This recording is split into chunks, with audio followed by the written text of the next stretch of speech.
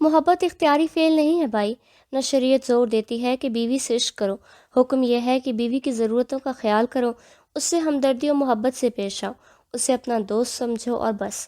علماء سے سنا ہے کہ دوپہر کا کھانا کھا کر قیلولہ کرنا نبی پاک صلی اللہ علیہ وآلہ وسلم کی مبارک سنت ہے۔ تکیے پر سر ٹیک کر معاویہ نے آنکھیں بند کر لی تھیں کہ جان چھڑانے کا اس کے علاوہ کوئی اور طریقہ اسے نہیں سوجا تھا۔ عثمان شاہ نے بھی مسکراتے ہوئے اس کی تقلید کی تھی۔ نماز عصر کے بعد ان کا معمول چہل قدمی کا تھا۔ سڑک عبور کر کے ایک عوامی پارک بنا تھا۔ ٹہلتے ہوئے وہ گپ شپ بھی کرتے اور پارک میں کھیلتے بچوں کو لڑائی جھگڑا چیخ و پکار شور شرابے کو دیکھ کر محظوظ بھی ہوتے، بلکہ کبھی کبھار انہیں سالس کا کردار بھی ادا کرنا پڑ جاتا۔ اس دن مسجد سے نکلتے ہوئے معاویہ بولا، آج ضروری کام سے جانا ہے۔ مفتی صاحب نے منہ بنایا، عصر کے وقت فضول کاموں سے پرہیز کیا کرو، ہو سکتا ہے تم ایک چیز کو برا سمجھو حالانکہ وہ تمہارے حق میں بہتر ہو، اور ہو سکتا ہے تم ایک چیز کو پسند کرو حالانکہ وہ تمہارے حق میں بری ہو۔ معاویہ نے فلسفیانہ انداز میں سورہ بقرہ کی ایک آیت کا ترجمہ دہرایا۔ مفتی صاحب کھلکھلا کر ہنسے، میاں بہت تیز جا رہے ہو۔ معاویہ اطمینان سے بولا، مولویوں سے مکالمہ کرتے وقت ہوشیار رہنا پڑتا ہے۔ باتیں کرتے ہوئے وہ ڈاکٹر سلیم اختر کے مکان تک پہنچ گئے تھے۔ اس کی روزمرہ معاویہ کو اچھی طرح معلوم تھا۔ وہ عصر پڑھ کر گھر چائے پینے جاتا اور پھر مطب کا رخ کرتا تھا۔ اسے دروازے کی گھنٹی بجاتے دیکھ مفتی صاحب نے قدر بیزاری سے کہا، ڈاکٹر صاحب سے ملنے ہی کو شام کی چہل قدمی سے بہتر سمجھ رہے ہو تو مجھے سخت بلکہ شدید اختلاف ہے۔ معاویہ نے موضوع تبدیل کیا، اگر کوئی کم عمر لڑکی سے شادی کر لے اور لڑکی اس کی پہلی بیوی کے بچوں سے چھوٹی ہو تو اولاد کے لیے لڑکی کی کیا حیثیت ہوگی؟ مفتی صاحب نے حیرانگی سے کہا، وہ ان بچوں کی ماں کہلائے گی، اور اس مرد کی پہلی اولاد کو اسے ماں بلانا اور اس کی عزت و احترام کرنا ضروری ہے۔ معاویہ اطمینان سے بولا، شکر ہے، اتنا تو آپ جانتے ہیں کہ بعض اوقات کم درجہ و کم عمر زیادہ حیثیت کا مالک ہو جاتا ہے۔ کوئی بے وقوفی؟ مفتی صاحب کے دماغ میں خطرے کی گھنٹی بجی اور وہ معاویہ کو سمجھانے ہی لگا تھا کہ ڈاکٹر سلیم اختر نے باہر جھانک کر اس کی کوشش ناکام کر دی۔ آپ لوگ اس وقت؟ ڈاکٹر نے حیرانگی کا اظہار کیا۔ معاویہ نے کہا، باخبر ذرائع سے معلوم ہوا ہے کہ آپ اس وقت خصوصی چائے نوش فرما رہے ہیں، ایسے چائے جو آپ کی صلاحیتوں کو کئی گنا بڑھا دیتی ہے، تبھی آپ شام تک مریضوں کو نپٹا سکتے ہیں۔ ڈاکٹر سلیم اختر ہنسا، صحیح سنا ہے، لیکن زیادہ تحقیق کرتے تو معلوم ہوتا کہ میں اس چائے میں کسی کو شریک کرنے کی سخاوت سے آج تک محروم رہا ہوں، اور آئندہ بھی یہی ارادہ ہے۔ معاویہ ترکی بترکی بولا، ارادے و قسمیں ٹوٹنے کے لیے ہوتے ہیں بزرگوں۔ گہرا سانس لے کر ڈاکٹر صاحب اندر آنے کی طرف متوجہ ہوا۔ پردے کر لو، مہمان آئے ہیں، اور پھر لمحہ بھر توقف کے بعد دروازے سے ایک جانب ہوتے ہوئے بولا، تشریف لائیں۔ ڈرائنگ روم کی طرف بڑھتے ہوئے مفتی صاحب نے معاویہ کا ہاتھ پکڑ کر متوجہ کیا اور آنکھوں ہی آنکھوں میں اس سے باز رہنے کا اشارہ کیا۔ معاویہ کے انداز سے وہ بات کی تہہ تک پہنچ گیا تھا، لیکن ڈاکٹر صاحب کے سامنے اسے منع کرنے کی حالت میں نہیں تھا۔ ڈرائنگ روم کی سجاوٹ سادگی لیے ہوئی تھی۔ صوفے پر نشست سنبھالتے ہوئے ڈاکٹر صاحب بولا، غالباً یہ آپ لوگوں کی چہل قدمی کا وقت ہوتا ہے۔ معاویہ بولا، کچھ ضروری کام چہل قدمی سے زیادہ اہمیت کے حامل ہوتے ہیں۔ مفتی صاحب مسلسل خاموش تھا۔ ڈاکٹر صاحب سے آنکھیں بچا کر وہ چند بار معاویہ کو باز رہنے کا اشارہ کر چکا تھا، مگر معاویہ نے کوئی تسلی بخش رد عمل ظاہر نہیں کیا۔ دروازہ ہلکے سے بجا، جس کے ساتھ چوڑیوں کے مترنم کھنکھناہٹ نے معاویہ کی نگاہوں میں بھولی بصری یاد تازہ کر دی۔ وہ ایک دم شمامہ کا موہنا چہرہ نگاہوں میں آ بسا تھا۔ ڈاکٹر نے آگے بڑھ کر پردے کی اوٹ میں کھڑے فرد سے چائے کے برتن پکڑے اور واپس بیٹھا۔ ٹرے میں چائے کی 3 پیالیوں کے ساتھ بسکٹ اور نمکو بھری پلیٹیں بھی رکھی تھیں۔ چائے کی نصف پیالی حلق سے اتارتے ہوئے معاویہ بولا، ڈاکٹر صاحب خفا نہ ہو تو ایک بات پوچھوں؟ ڈاکٹر نے بے تکلفی سے ہنسا، خوش اخلاق بننے کا ناٹک چھوڑ دو اور پوچھو۔ معاویہ نے اطمینان سے پوچھا، چائے کس نے بنائی ہے؟ ڈاکٹر برا منائے بغیر بولا، ملینا سلیم، میری بڑی صاحبزادی۔ معاویہ بے باکی سے بولا، کیا ممکن ہے کہ ایسی چائے مستقل طور پر مفتی صاحب کا مقدر بن جائے؟ میرا مطلب اس بہانے مجھے بھی مل جایا کرے گی۔ ڈاکٹر سلیم اختر کی سوالیہ نظریں مفتی صاحب کی طرف اٹھیں، جس کے چہرے پر خجالت نمودار ہو گئی۔ اس سے پہلے شک تھا معاویہ کا ارادہ ٹھیک نہیں ہے، لیکن باز رہنے کا اشارہ کرنے کے بعد امید ہو چلی تھی کہ کسی ایسی حرکت سے پہلے وہ مشورہ ضرور کرے گا، مگر اب تیر کمان سے نکل چکا تھا۔ ڈاکٹر صاحب کے چہرے پر تبسم ابھرا، اپنی خواہش ظاہر کرنے آئے ہو یا لڑکی کی رضامندی بھی لی ہے؟ لڑکی سے پوچھا تھا، اس کی ایک ہی شرط تھی کہ لڑکی دیندار ہونی چاہیے اور ایک پڑھی لکھی باپردہ لڑکی جس کے والد محترم پابند صوم و صلات ہوں۔ ان شرائط پر پورا اترتی ہے۔ ڈاکٹر سلیم اختر لطف لیتے ہوئے بولا، ہو سکتا ہے لڑکی کو مفتی صاحب پسند نہ آئے اور لڑکی کی شکل مفتی صاحب کو اچھی نہ لگے، اس بارے میں شریعت رہنمائی تو کرتی ہوگی۔ معاویہ نے تصدیق چاہی، کیوں مفتی صاحب؟ مفتی صاحب ہکلاتے ہوئے بولا، جی۔ معاویہ شرارتی لہجے میں بولا، لڑکا گھبرا رہا ہے، بہرحال مجھے یاد ہے، مفتی صاحب ہی سے سنا ہے کہ اس موقع پر شریعت کیا حکم سناتی ہے۔ حضرت مغیرہ بن شعبہ فرماتے ہیں، میں نے نبی پاک کے زمانے میں ایک عورت کو شادی کا پیغام دیا تو آپ صلی اللہ علیہ وسلم نے فرمایا، کیا تم نے اسے دیکھ لیا ہے؟ میں نے عرض کی، نہیں۔ آپ صلی اللہ علیہ وسلم نے فرمایا، دیکھ لو، کیونکہ دیکھ لینا دونوں میں محبت کے اضافے کا باعث ہے۔ ڈاکٹر سلیم اختر ایک دم سنجیدہ ہوا، مفتی صاحب، تیسرا دروازہ مرینا کی خوابگاہ کا ہے اور وہ منتظر بیٹھی ہے۔ عثمان شاہ ششدہ رہ گیا، اس نے تعجب بھری نظروں سے معاویہ کو گھورا، وہ شرارت سے ہنسا، دروازہ گن لینا۔ ڈاکٹر صاحب نے تیسرا دروازہ کہا ہے، مجھے قبول ہے۔ مفتی صاحب نے اٹھنے کی کوشش نہیں کی تھی۔ معاویہ معترض ہوا، شریعت کی اجازت سے فائدہ نہ اٹھانا کفران نعمت ہے۔ مفتی صاحب نے نفی میں سر ہلایا، شریعت اجازت دیتی ہے، حکم نہیں۔ حدیث پاک کا مفہوم ہے، نبی پاک صلی اللہ علیہ وسلم کو جب دو معاملوں کے درمیان اختیار دیا جاتا ہے تو آپ صلی اللہ علیہ وسلم آسان معاملے کو پسند فرماتے ہیں، اگر وہ گناہ نہ ہوتا۔ مفتی صاحب حیا آلود تبسم سے بولے، اللہ پاک تم پر رحم کرے معاویہ، میں نے آسان معاملہ ہی چنا ہے۔ ڈاکٹر سلیم نے تسلی دی، وہ اکیلی نہیں ہے، اس کی ماں بھی ساتھ موجود ہے۔ معاویہ نے لقمہ دیا، اور صرف آپ کی پسند سے رشتہ نہیں ہوگا، میری بہن کو بھی یہ حق حاصل ہوگا۔ مفتی صاحب بادل ناخواستہ اٹھ کر اندر چلے گئے اور 2-3 لمحوں بعد ہی لوٹ آئے۔ معاویہ اور ڈاکٹر کی سواریاں نظروں کے جواب میں سر کھجاتے ہوئے بولا، اللہ پاک سے شریک حیات طلب کی تھی، مگر اتنے بہترین رشتے کی امید تو خواب میں بھی نہیں کی تھی۔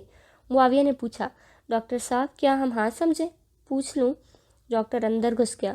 مفتی صاحب نے امداد طلب نظروں سے معاویہ کی طرف دیکھا، اگر اس نے انکار کر دیا تو شاید تڑپنے کو آپ اکیلے نہ رہیں، اور اس وجہ سے میں دیکھنا نہیں چاہتا تھا۔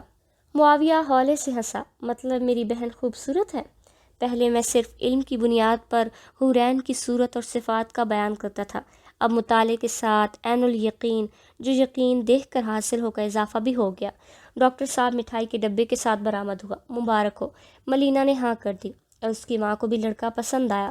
مفتی صاحب کا چہرہ خوشی سے کھل اٹھا تھا۔ ڈاکٹر کے گھر سے نکل کر وہ پارک کا رخ کرنے کی بجائے مسجد لوٹ آئے تھے۔ خوشی کی چمک مفتی صاحب کے چہرے پر ثبت ہو چکی تھی۔ اس نے خلوص دل سے معاویہ کا شکریہ ادا کرتے ہوئے دعا بھی دی تھی، اللہ تعالیٰ تمہیں دنیا اور آخرت کی بھلائی دے اور تمہیں تمہاری نیک خواہشات کو پورا کرے۔ معاویہ اطمینان سے بولا، کسی دوسری کی منکوحہ کو چاہنا یقیناً نیک خواہش نہیں ہے، تو بہتر ہوگا کہ نیک خواہشات میں نیک کا لفظ حذف کر دیں۔ ملینا کو تو میں نے پہلی بار دیکھا ہے، البتہ اس کی چھوٹی بہن فتینہ کو کافی دفعہ دیکھنے کا موقع ملا۔ سلجھی ہوئی تمیزدار بچی ہے، شکل ایسی کہ چاند بھی شرما جائے۔ میرا خیال ہے میٹرک کر لیا ہے، اب وہ بھی پردہ کرتی ہے۔ معاویہ نے منہ بنایا، اگر آپ نے شمامہ رانی کو دیکھا ہوتا تو ایسا مشورہ دینے سے پہلے 20 بار سوچتے۔ جو آپ کو مل ہی نہیں سکتی اس کی تمنا کرنا صرف گناہ ہی نہیں، بہت بڑی حماقت بھی ہے۔ معاویہ نے امید ظاہر کی، ناممکن صرف آپ کے اور میرے لیے ہے، بگڑی بنانے والے کو کیا مشکل ہے، جس کی وہ منکوحہ ہے اس کی بگڑی بنانے کی تمنا کرنا خود غرضی ہے۔ معاویہ اداسی سے بولا، دعا کو ہاتھ اٹھاتے وقت کچھ سمجھ میں نہیں آتا کہ کیا مانگوں اور کیسے سوال کروں، بس ہاتھ اٹھے رہتے ہیں، زبان خاموش ہوتی ہے، اور سوچیں منجمد کے جو دلوں کے بھید جانتا ہے اسے کیا وضاحت دوں، وہ جانتا ہے میری طلب کو، تمنا کو، خواہش کو اور چاہت کو بھی۔ مفتی صاحب ہنسے، اور تہجد کے وقت جو دیر تک ہاتھ بلند رہتے ہیں اور ہونٹ مسلسل ہل رہے ہوتے ہیں، وہ ہاتھ بلند رہتے ہیں مگر زبان کو حوصلہ نہیں ہوتا، دل تسلیم نہیں کرتا کہ وہ کسی اور کی ہو گئی ہوگی، اور پھر مجھے ہوش نہیں رہتا۔ ایسی حالت میں جانے کیا مانگنا شروع کر دیتا ہوں، مجھے خود بھی پتہ نہیں چلتا، بس وہ جانتا ہے جس سے کچھ چھپا نہیں۔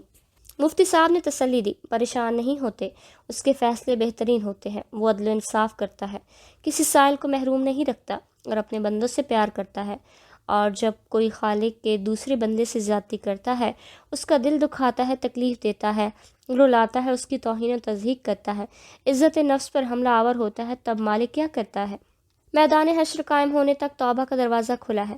زیادتی کرنے والا اگر اپنے فعل پر ندامت کا اظہار کر کے معافی طلب کر لے اور دوسرے کو راضی کر لے تو محشر کی شرمندگی سے بچ سکتا ہے، اور متاثرہ شخص معاف کرنے پر راضی نہ ہو تو اللہ پاک نے ارشاد فرمایا اور چاہیے کہ وہ خطاکار کو معاف کر دیں اور درگزر سے کام لیں۔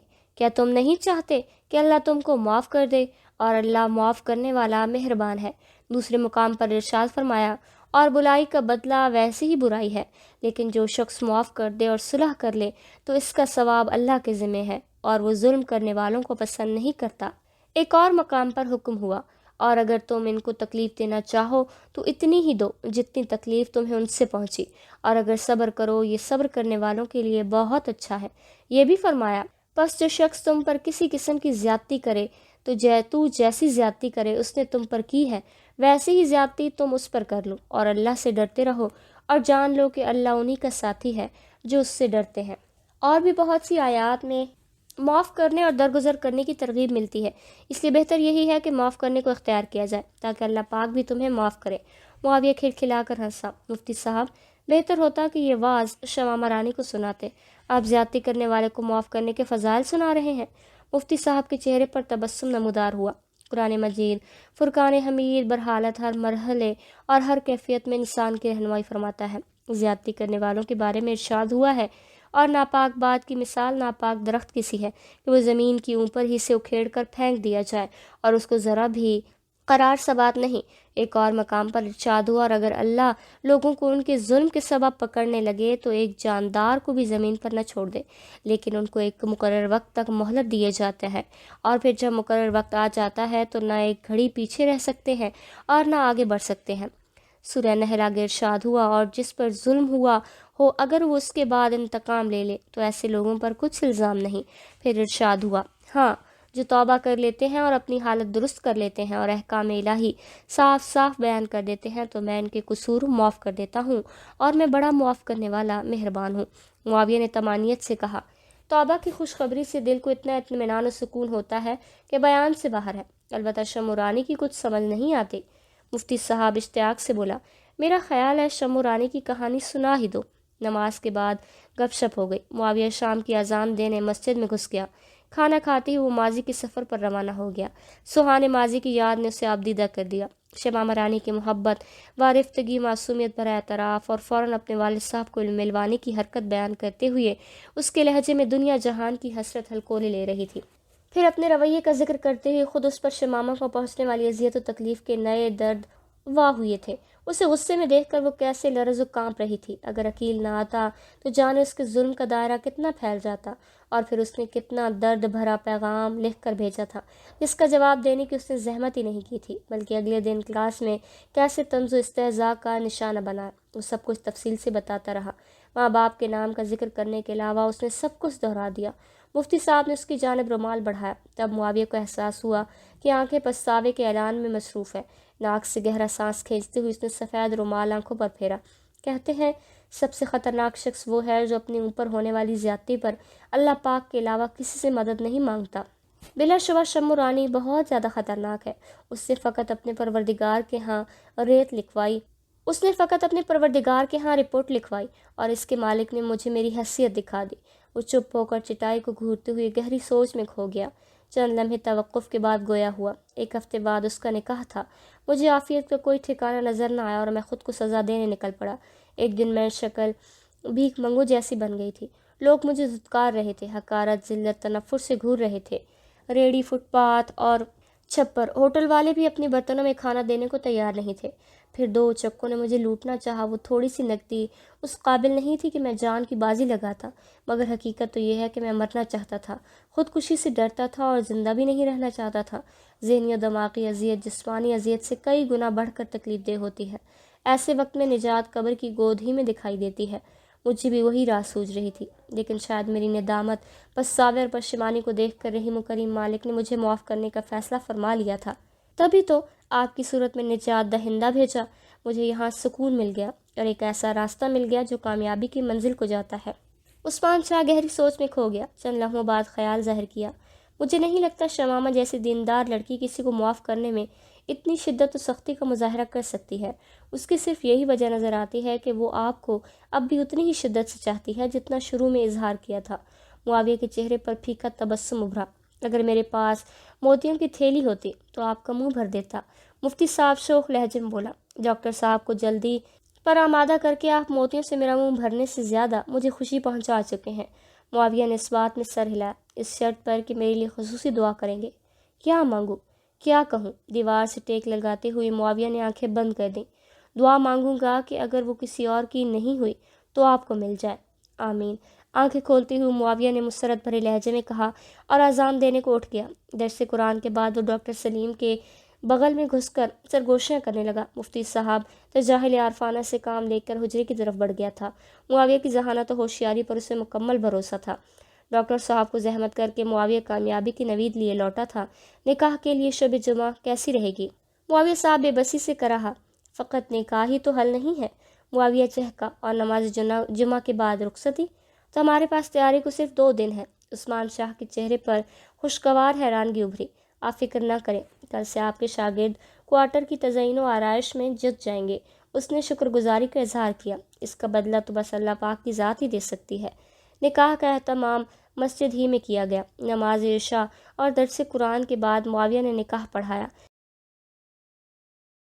اگلے دن ملینہ سلیم ملینہ عثمان بن کر غیر آباد کوارٹر کو رونق بخشنے آ گئی تھی۔ اب عثمان شاہ کا زیادہ وقت کوارٹر میں گزرنے لگا تھا۔ معاویہ سے دوران سبق ہی ملاقات ہو پاتی اور سرسری حال احوال دریافت کر کے وہ بھاگنے کی کرتا۔ معاویہ بھی زیادہ تنگ نہ کرتا، اس کی حالت سے باخبر تھا۔ اب وہ گپ شپ میں ضائع ہونے والا وقت بھی تلاوت کو دے رہا تھا، اور ایک دن مفتی صاحب اسے گلے سے لگا کر حافظ قرآن بننے کی مبارکباد دے رہا تھا۔ اس دن وہ بہت خوش تھا۔ رمضان المبارک میں مہینہ باقی تھا۔ مفتی صاحب نے کہہ دیا تھا کہ اس بار تراویح میں قرآن مجید معاویہ سنائے گا۔ یہ مرحلہ بھی اس نے آسانی سے سر کر لیا تھا۔ ایک وقت تھا کہ اسے گانا بجانے کا بہت شوق تھا۔ سورت کی طرح آواز بھی اللہ پاک نے دلکش و سریلی دی تھی۔ ثالثہ تو ہر ملاقات پر بھائی سے فرمائش کر کے کچھ نہ کچھ سنتی تھی۔ دوست لڑکیوں کو بھی وہ اپنی آواز سے متاثر کیے رکھتا تھا، اور اب قواعد تجوید کا لحاظ رکھ کر وہ تلاوت کرتا تو سننے والے جھوم جھام جاتے۔ مفتی صاحب کو اکیلے میں بھی اس کی تلاوت سننا پسند تھا۔ ایک دن اسے بتایا، آپ کی بہن ملینہ بھی سارے کام چھوڑ کر آپ کی تلاوت سننے بیٹھ جاتی ہے۔ معاویہ انکساری سے بولا، آپ سے تو بہتر نہیں پڑھ سکتا۔ مفتی صاحب مسکرایا، اگر مقتدیوں کی اکثریت آپ کی خوش آوازی کا اعتراف نہ کر چکی ہوتی تو مان لیتا، اور سچ تو یہ ہے کہ آپ کی آواز میں سوز و گداس بہت زیادہ ہے، سننے والوں پر رکت طاری ہو جاتی ہے۔ چند لوگوں نے تو موبائل فون میں بھی آپ کی تلاوت بھری ہوئی ہے، اور مجھے تو لگتا ہے قاری صدیق المنشاوی صاحب زندہ ہو گئے ہوں۔ معاویہ دکھی دل سے بولا، جس کے دل میں اپنے گناہوں کا خوف بیٹھا ہو، آنکھیں خشک بھی ہوں، اس کا دل روتا رہتا ہے۔ واپسی کے بارے میں کیا سوچا ہے؟ ایک دم مفتی صاحب نے موضوع تبدیل کیا۔ جب سے معاویہ حافظ بنا تھا، مفتی صاحب نے اس کے گھر لوٹنے پر زور دیا ہوا تھا۔ معاویہ نے نفی میں سر ہلایا، دکھوں کا سامنا کرنے کی ہمت نہیں ہے۔ ڈرتا ہوں پرانے ماحول میں لوٹا تو شمامہ کی یادوں سے ہار کر بھی الٹی سیدھی حرکتوں پر اتر آؤں گا۔ گھر کا ماحول بھی سخت بے دینی اور اللہ پاک کی نافرمانی والا ہے، تو گھر والوں کو سدھارنے کا کام کس کا ذمہ ہے؟ معاویہ صاف کوئی سے بولا، انہیں سدھارنے کے چکر میں اپنی منزل کھوٹی کر بیٹھوں گا۔ امی ابو کو شمامہ کا رشتہ مانگنے پر تو راضی نہ کر سکا، ہدایت کی راہ پر کیسے لاؤں گا؟ کس نے کہا ہدایت انسان کے بس میں ہے؟ ہدایت دینے والی ذات صرف اللہ پاک کی ہے۔ عام انسان تو کیا ہدایت امام الانبیاء بھی نہیں دے سکتے۔ ارشاد خداوندی ہے، جسے اللہ ہدایت دے بس وہی ہدایت یافتہ ہوتا ہے، اور جسے وہ گمراہ کر دے تو ایسے ہی لوگ ہیں جو نقصان اٹھاتے ہیں۔ معاویہ نے انکار میں سر ہلایا۔ 4 سال بیت گئے ہوں، امید ہے امی جان کو صبر آ گیا ہوگا۔ جس ضلالت و گمراہی سے مجھے اللہ پاک نے نکالا ہے، وہاں دوبارہ نہیں جا سکتا۔ مفتی صاحب نے حیرانگی سے پوچھا، گھر والوں کو ملنے کو دل نہیں کرتا؟ مجھے یہاں سکون مل رہا ہے۔ اگر آپ نے زیادہ زور دیا اور دوبارہ اس مسئلے کو چھیڑا تو اللہ پاک کی زمین بہت وسیع ہے، کسی بھی گمنام علاقے میں پناہ ڈھونڈنا مشکل نہیں ہے۔ رزق کی ذمہ داری یوں بھی اس کی ہے جو نہ سوتا ہے نہ غافل ہوتا ہے، اور نہ اس کے خزانوں میں کوئی کمی ہوتی ہے۔ مفتی صاحب گھبرا کر بولا، میرا یہ مطلب نہیں تھا۔ جانتا ہوں۔ معاویہ نے اس بات میں سر ہلایا۔ بہرحال کوشش کرتا ہوں کہ کوئی نوکری مل جائے تاکہ آپ پر بوجھ نہ بنوں۔ پہلے اور بات تھی، اب آپ شادی شدہ ہیں، کل کلاں کو بچے ہوئے تو ضروریات کا دائرہ اور وسیع ہو جائے گا۔ مفتی صاحب خفگی سے بولا، اب آپ زیادتی کر رہے ہیں، بلکہ کھلم کھلا جھگڑے کی راہ ڈھونڈ رہے ہیں۔ میں وعدہ کرتا ہوں دوبارہ آپ کو واپس بھیجنے کی ضد نہیں کروں گا، اور آپ کو بھی فضول گوئی سے پرہیز کرنا ہوگا۔ معاویہ نے مسکرانے پر اکتفا کیا کہ مفتی صاحب بلا شبہ واپس نہیں جانا چاہتا تھا۔ ماضی سے تعلق جوڑنا اسے کاردار لگ رہا تھا۔ شمامہ رانی کی یادوں سے لڑنے کو اسے کسی ایسی جگہ کی تلاش تھی جہاں فالتو خیالات قریب نہ پھٹک سکیں۔ والدین کی فکر اس لیے نہیں تھی کہ ان کی دیکھ بھال اور سنبھالنے کو کئی ملازم موجود تھے، البتہ ثالثہ باجی کو ملنے کو کبھی کبھار دل مچل جاتا، لیکن اس خواہش پر عمل پیرا ہونے پر اس کی واپسی کا راستہ بند ہو جاتا۔ اس ڈر نے ثالثہ باجی سے رابطہ کرنے سے بھی باز رکھا۔ چند بار دل میں یہ خیال بھی آیا کہ چوری چپ کے جا کر اپنی باجی اور والدین کو دیکھ آئے، مگر پھر دماغ نے ڈرایا اور وہ باز رہا۔ شام و عشاء کی جماعت عموماً معاویہ ہی کراتا تھا، اور اس میں چند مقتدیوں کی درخواست کے علاوہ خود مفتی صاحب کی خواہش کا بھی عمل دخل تھا۔ شام کی نماز کے بعد وہ اکٹھے کھانا کھاتے تھے۔ کھانے کے بعد مفتی صاحب کوارٹر میں لوٹ جاتا اور وہ مطالعے میں مشغول ہو جاتا۔ اس شام اوابین پڑھ کر حجرے میں لوٹا تو مفتی صاحب کھانے کے برتنوں کے ساتھ منتظر نظر آیا۔ آج تمہاری بہن کوئی عجیب کہانی سنا رہی تھی۔ کھانے کے آغاز کے ساتھ مفتی صاحب نے تبصرہ کیا۔ معاویہ فلسفیانہ لہجے میں بولا، عورتوں کے پاس باتوں کا اتنا صغیرہ ہوتا ہے کہ جتنا بھی خرچ کیا جائے گھٹتا نہیں، اور جو پیاری لگتی ہیں ان کی ہر بات ہی عجیب و غریب ہوتی ہے۔ مفتی صاحب نے جوابی وار کیا، اس میں تو کوئی شک نہیں کہ ملینہ مجھے بہت پیاری ہے، کیونکہ وہ ہے ہی پیاری، البتہ آپ کا بات سنے بغیر طنز کرنا بیجا ضرور ہے۔ معاویہ نے بے نیازی ظاہر کی، سنا دیں، دوبارہ طنز کرنا کون سا مشکل کام ہے۔ شام کی جماعت کے وقت کوارٹر پر کالے نقاب والی نہایت حسین اور پرکشش لڑکی آئی تھی۔ اس نے ملینہ کا تعارف پوچھا اور اپنے بارے کچھ بھی بتائے بغیر رخصت ہو گئی۔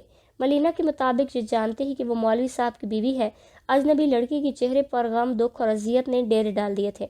ملینہ نے اسے چند آوازیں دیں مگر وہ نہ رکی۔ دروازے سے جھانکنے پر وہ اسے ایک سرخ کار کی ڈرائیونگ سیٹ پر بیٹھتی نظر آئی۔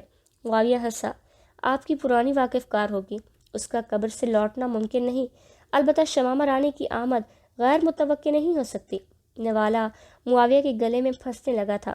پانی کا گھونٹ لے کر وہ اداسی سے بولا، آپ کی سابقہ بیوی کی قبر سے آمد پر یقین کر سکتا ہوں، شمو رانی کی آمد پر نہیں۔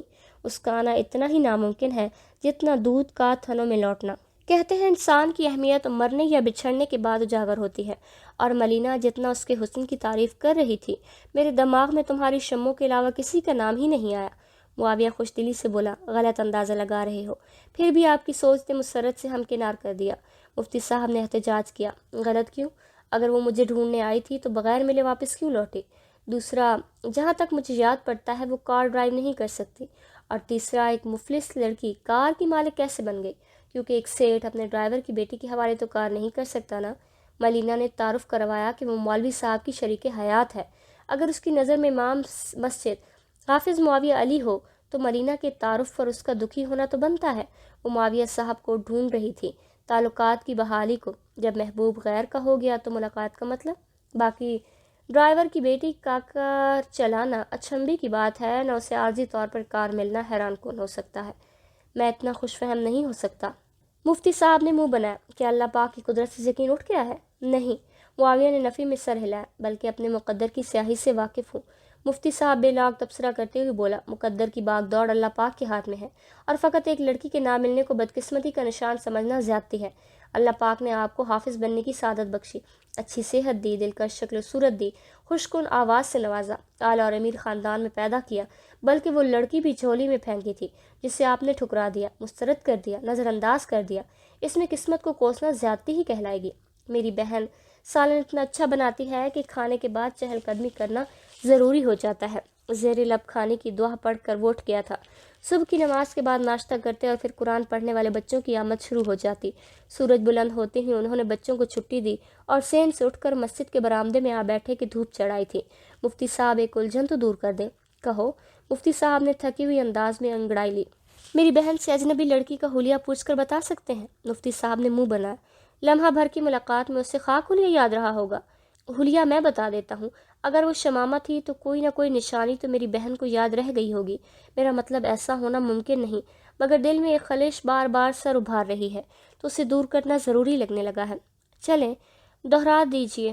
سرخ و سفید رنگت، لمبا قد، جھریرا بدن، ستواں ناک، گہری سیاہ اور موٹی موٹی آنکھیں، لمبی پلکیں، گھنی بھویں، باریک ہونٹ، بیضوی تھوڑی دائیں ہونٹ پر تل، بائیں کان کی لو سے 3-4 انچ نیچے ایک اور تل ہے جو چنے کی دال کے برابر بڑا ہے۔ کانوں میں کالے نگینوں کے ٹاپس پہنتی ہے۔ گلے میں سفید چمکدار منکوں کی مالا ہے جس میں دل کی شکل کا کالے رنگ کا لاکٹ ہے۔ بال بہت گھنے اور لمبے ہیں، کلائیوں میں سنہرے رنگ کی 3 چوڑیاں اور بائیں کلائی پر کالے ڈائل والی زنانہ گھڑی باندھتی ہے۔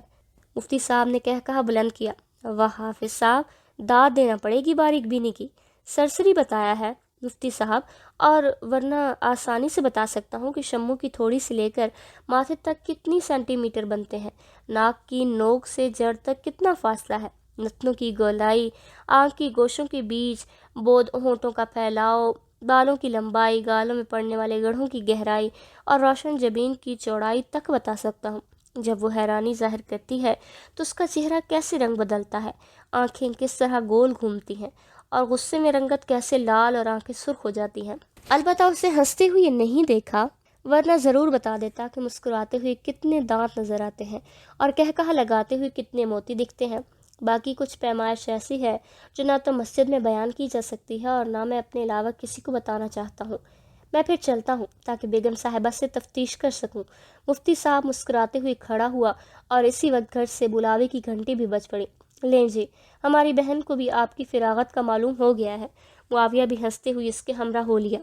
وہ حجرے میں ٹھہر گیا اور مفتی صاحب کوارٹر میں گھس گیا۔ معاویہ مکمل بیٹھ بھی نہیں پایا تھا کہ کوارٹر کا دروازہ دھکیلتے ہوئے کوئی اندر آیا۔ ثالثہ کو دندناتے ہوئے اندر آتا دیکھ کر وہ متحیر رہ گیا۔ اس کے پیچھے عالیہ اور پھر صدیقی صاحب تھے۔ وہ ہونکوں کی طرح انہیں گھورتے ہوئے کھڑا ہو گیا۔ میرا شہزادہ، ممتا بھرے لہجے میں کہتے ہوئے ثالثہ نے بھاگ کر اس کو آغوش میں لے لیا۔ عالیہ بیگم نے ان کے علیحدہ ہونے کا انتظار کیے بغیر دونوں کو لپیٹ لیا۔ صدیقی صاحب البتہ طمانینت سے مسکراتے ہوئے ایک جانب کھڑے ہو گئے۔ مفتی صاحب اور ملینہ بھی اندر آ گئے تھے۔ ملینہ معاویہ سے پردہ کرتی تھی، اس لیے چہرے پر چادر لپیٹ لی۔ وہ جذباتی ملاپ کافی دیر جاری رہا۔ معاویہ کی آنکھوں میں بھی نمی ابھر آئی۔ کتنا کمزور ہو گیا ہے میرا لال۔ ہاتھوں کے پیالے میں اس کا چہرہ بھر کر عالیہ بیگم بے تابی سے چوم رہی تھی۔ 4 برس بعد ماں کو اکلوتا بیٹا ملا تھا، اس کے جذبات کا اندازہ لگانا کسی ذی شعور کو مشکل نہ ہوگا۔ تھوڑی دیر بعد وہ کوارٹر کے برآمدے میں بیٹھے تھے۔ مفتی صاحب ان کی تواضع ٹھنڈے سے کر رہا تھا، جبکہ ملینہ چائے بنانے باورچی خانے میں گھسی تھی۔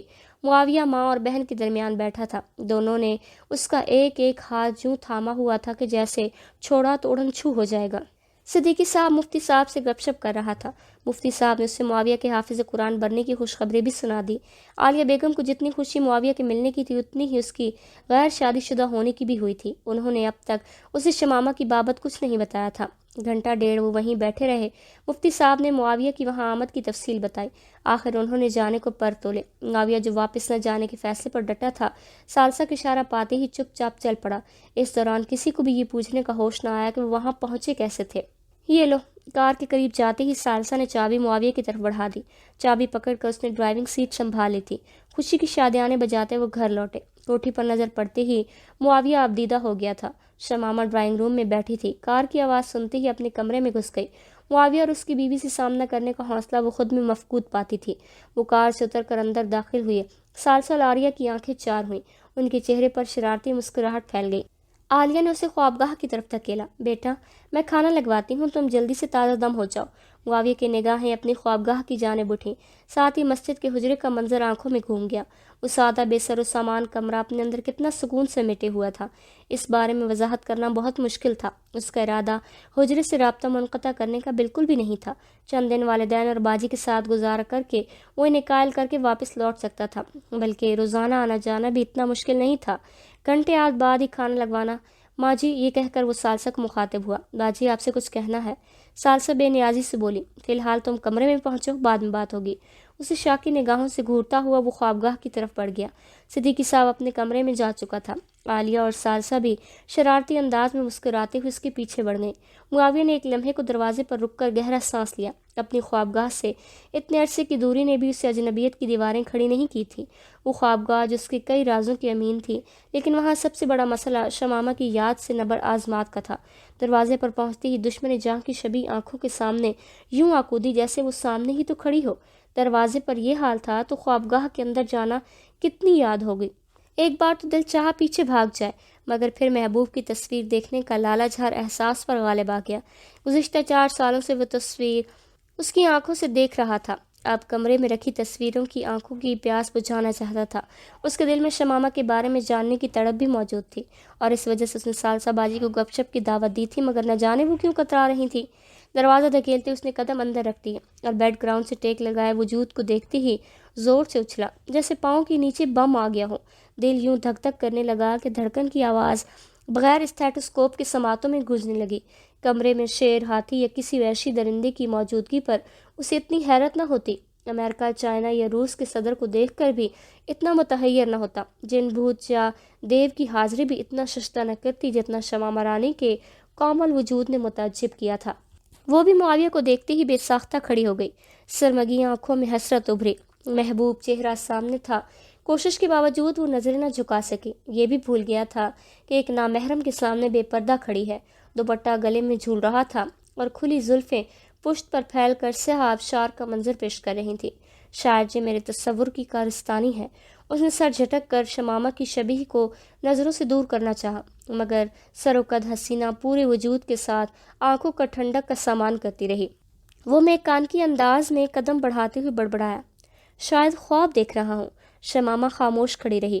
وہ قدم بھر کے فاصلے پر رکا، گہرا سانس لیتے ہوئے شمامہ کی خوشبو کو سینے میں اتارا۔